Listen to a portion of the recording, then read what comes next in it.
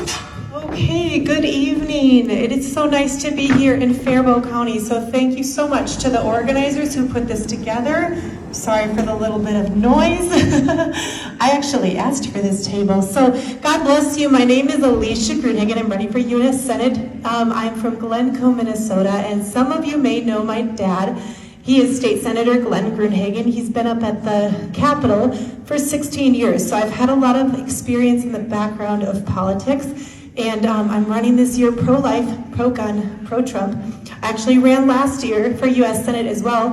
I didn't run for endorsement, and I was very blessed to be at the Republican National Convention in Milwaukee, where I met a lot of people like you, delegates that said, we would have liked to meet you and to hear about you. So here I am, and I just thank you for being here and for putting this event together.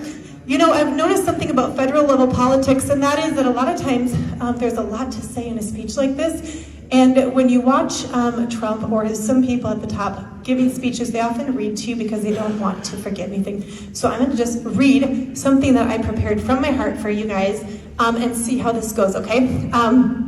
So like I said, I'm a lifelong Minnesotan from Glencoe, where I was born and raised. Some of you do know my family, the Grunhagen family from Glencoe. My dad has always stood very strong, pro-life, pro-gun, pro-Trump. He's always raised his voice at the Capitol, which is not a comfortable thing to do. We as Republicans oftentimes want to get along with each other, and we need to. But the thing is, we also have to be comfortable vehemently disagreeing on issues. There is a candidate in this race, Michelle Tafoya, who is running pro-choice. And that is a value that I stand firmly on the opposite side of. Our Republican Party platform says that we protect life from conception to natural death. And when we say that, it means that we stand with that message and we say, what liberties matter if the right to life doesn't matter? It's very important. Abortion, thank you. Abortion is such an important topic, not because it affects the life of just of the child, but also the mother, the father, and the family. There are continuous studies that show the trauma that is done from abortion. There are even concerns about water in communities because of how many abortions are done through the pill. It's like 60 to 80%. And those abortions and the pills are going down the tubes. And I'm just gonna say this, controversial as it may be, we have a lot of infertility, and there are some people that question what's happening to all those drugs that go in the waters. So it's not just the respect for life of that baby, but it's the respect for life in general and the protection. I say this often, and I say, why did we take out Maduro? We took him out because he had no value for human life. He sent his prisoners to our border to brutally rape and murder our people, and he sent drugs to our border. 300,000 Americans estimated were killed from fentanyl, from the drugs by and large coming from Venezuela. We went over there and we took him out, and God bless President Trump for having the guts, and our troops for having the guts to do that. You guys can give him a hand if you want. Amen. And I support President Trump and the war in Iran and what we're doing there. He's got all, amen. And he's got all kinds of different terms for that. It's very difficult for me, to be honest, as a woman, to deal with seeing any conversations about the war going on. I'm not a mother, but I have a mother's heart. And I said this last night in our debate, and I would say it again. I would be the first person to march into President Trump's office and say, you better give me a good reason for this war.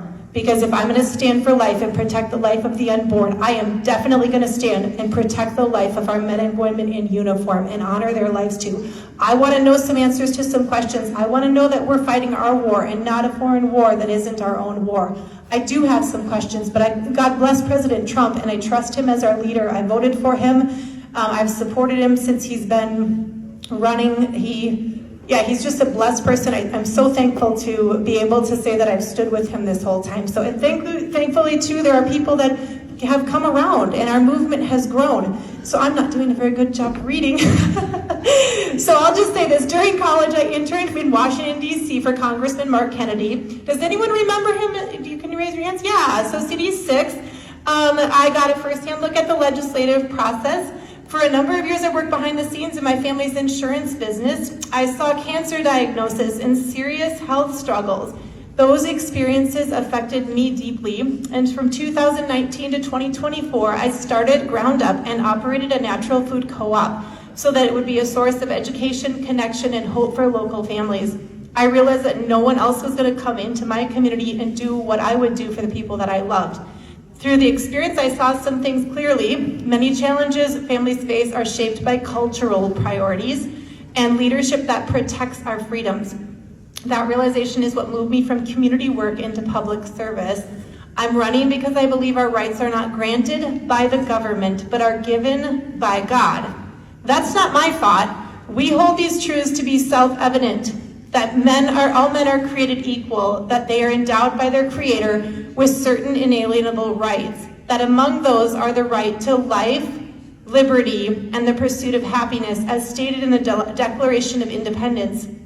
I believe in God-given rights, the Constitution, and the principles that government exist to protect those rights, not to redefine them. Minnesotans deserve leaders who will speak honestly, stand on principle, and defend the dignity of every human life while protecting the freedom for the next generation. My campaign is not about ambition. It is about responsibility to our Constitution, our communities, and our future. That is why I'm here tonight.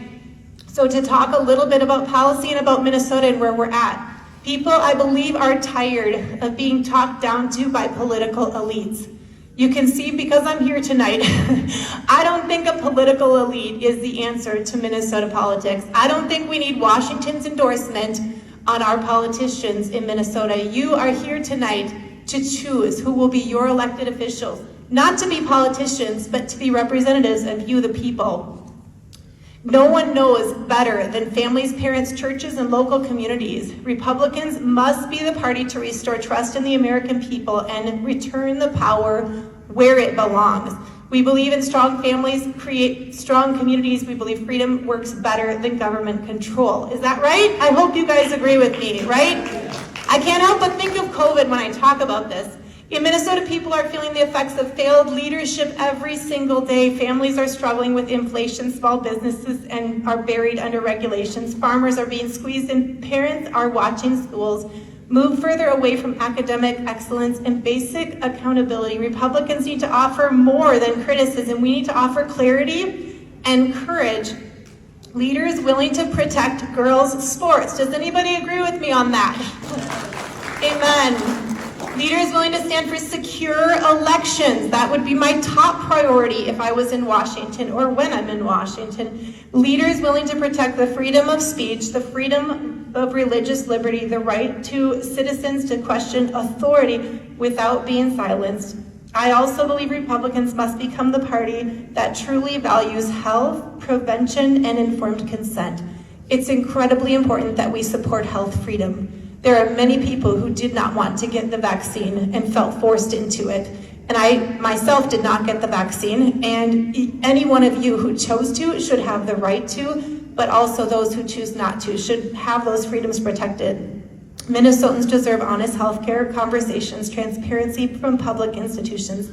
We need to rebuild an economy where working families can thrive. That means supporting small business. It means affordable energy. It means protecting agriculture. It means bringing manufacturing and opportunity back to American communities. Let me tell you about this. Amy Klobuchar and Tina Smith, you think, oh, they're so high up. What do they really affect about our everyday lives, right? When I was at Farm Fest, I talked to people who were telling me that Minnesota has been approved for some space launch programs. Those launch programs would bring unions to Minnesota. Unions are by and large voting for Trump right now. The Democrats are opposing that. Tina Smith and Amy Klobuchar are standing in the way. Those programs could help Minnesota. We could help our economy. Drilling up north could help Minnesota. There are trillions of dollars of minerals up in Minnesota. So just to get closer to closing up, Republicans, we have to be bold enough to say that the truth matters. Biology matters, borders matter, public safety matters, and every human life has value. I do believe that people are hungry for leaders who will speak clearly and stand firmly even when it is unpopular. And I will. Because this election is not simply about Republicans versus Democrats. It's about whether we still believe in the principles that made this country strong in the first place. I believe Minnesota is worth fighting for. I believe our children deserve better. I believe that we can restore common sense, freedom, and accountability if we have the courage to lead. Thank you, and God bless Minnesota and the United States of America.